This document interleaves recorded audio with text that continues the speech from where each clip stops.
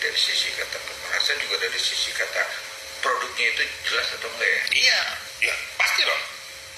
Kenapa deh kalau seandainya jelas produknya, ngapain harus nyuap orang? Itu aja intinya kan. Kalau saya legal, ngapain kok rugi-rugi ke sekian miliar? Itu aja kata kuncinya kan. Jadi kalau ditanya kedua belah pihak, tanya aja kedua belah pihak. Di sini benar nggak? Udah jelas nggak benar. Kenapa ada bargaining position minta uang? Di sini benar nggak? Dicek. Nggak benar juga kan gitu kan. Ya sudah, dari sektor ini tindak pidana tentang kesehatan. Ya undang-undang kesehatan berlaku. Ya. Jika itu tuh sanksinya berat juga tuh.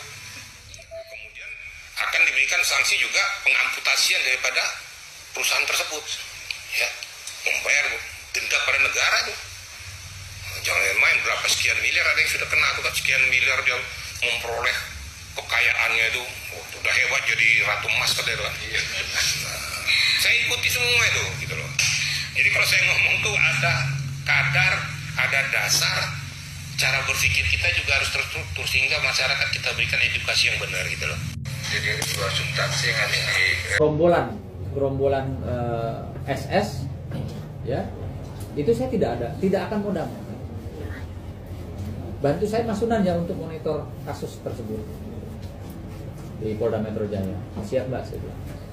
Memang itu satu hal dan gambaran yang sangat tidak pantas ketika Doktiv ya di satu tempat didatangi oleh beberapa orang, memaki-maki, menuding-nuding, bahkan menghalangi Doktiv untuk meninggalkan tempat tersebut, bahkan menghalangi untuk Doktiv naik mobil, bahkan supirnya pun juga dihalang-halangi. Bahkan yang sangat fatal saya lihat, yang udah kayak waduh udah kayak jagoan banget deh saya bilang ya.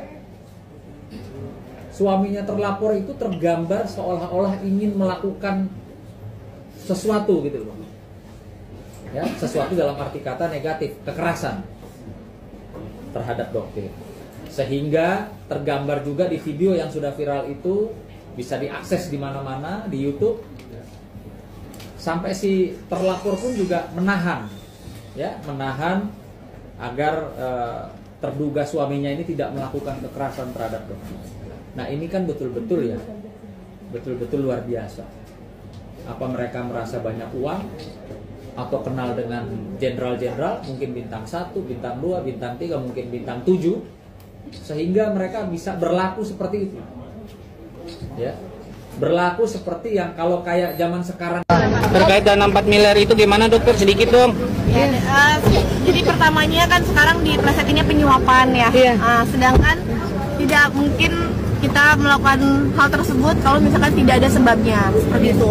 Dan ya pokoknya gini aja, yang penting pihak kepolisian sudah melakukan tugasnya dengan baik, dan mungkin semua kan keputusan itu kan mulai dari lidik, sidik sampai naik selanjutnya gitu. Itu kan udah dengan tahap bukti-bukti yang ada di kepolisian. Jadi yang cukup jelas. jadi kalian tinggal tanyakan ke pihak kepolisian gitu. Dan intinya poinnya di sini, tolong jangan tergiring opini, karena jangan karena kita tidak suka berbicara, tidak suka merespon apa-apa. Jadi jangan gampang tergiring opini, karena kan sekarang penyuapan segala rupa, sedangkan kepolisian saja sudah memegang buktinya dan sudah membuat ini semua berproses. Makasih. Berharap 4 miliar itu balik gak sih dokter? Serahin sama penyidik itu, ya, kita nggak tahu. Terkait rekaman dokter gimana dokter, rekaman? Tadi udah dijelasin. Udah dijelasin, ya. Dokter 4 miliar ternyata untuk bayar cicilan rumah, tanggapan dokter gimana sih dokter? Nah, aku nggak tahu. yang jelas pokoknya doain yang terbaik buat kita, buat semuanya, buat kakak-kakak semua pokoknya. Dan proses ini jangan. Dokter, kasihan tidak dokter dengan NM punya anak-anak kecil dokter? Sama saya juga soalnya punya anak. Kita juga sama punya anak, ya kan? Ya, punya anak sama. Assalamualaikum warahmatullahi wabarakatuh. Ini ada pertanyaan, apakah bisa dokter RG dikategorikan menyuap ya dalam perkara dengan Nikita Mirzani ya? Ini bisa saya jawab dengan singkat, tidak bisa. Karena apa? Salah satu unsur suap itu adalah salah satu pihak itu adalah berdasarkan pasal 5, pasal 6 ya, pasal 12 A B C D, pasal 11 Undang-Undang Tipikor ya. Itu salah satunya harus pegawai negeri atau penyelenggara negara.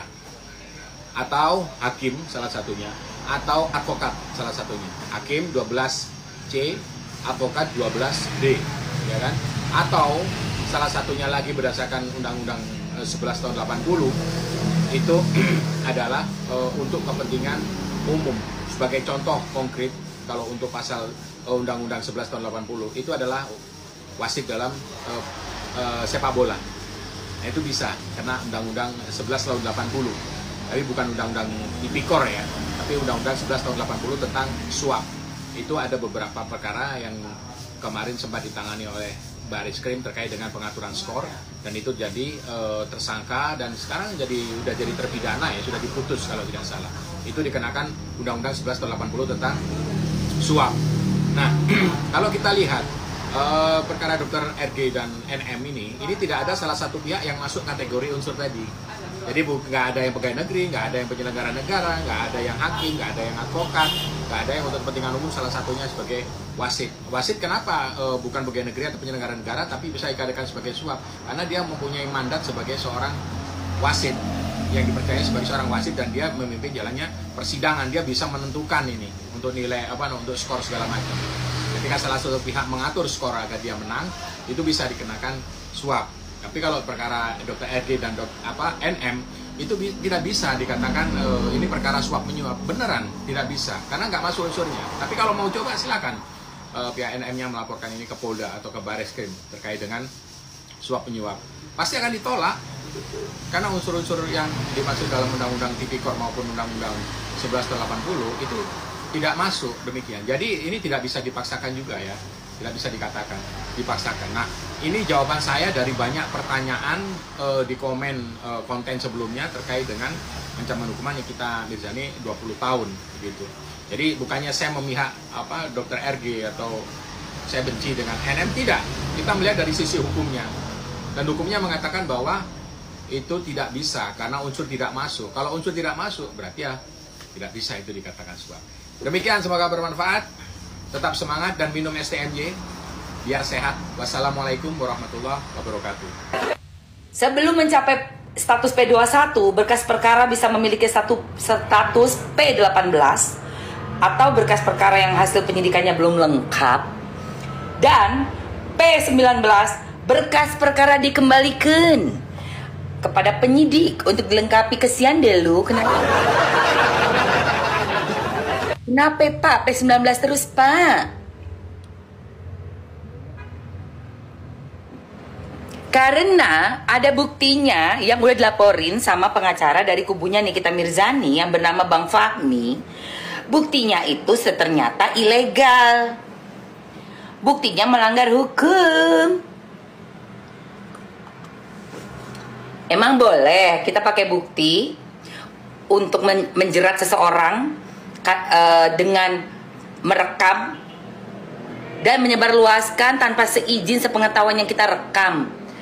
Emang kita siapa? Instansi ini tertentu yang diperbolehkan, misalnya kayak KPK ya, buat memberikan bukti konkret transaksi ya kan, misalnya nih boleh, itu karena instansi pemerintah lah.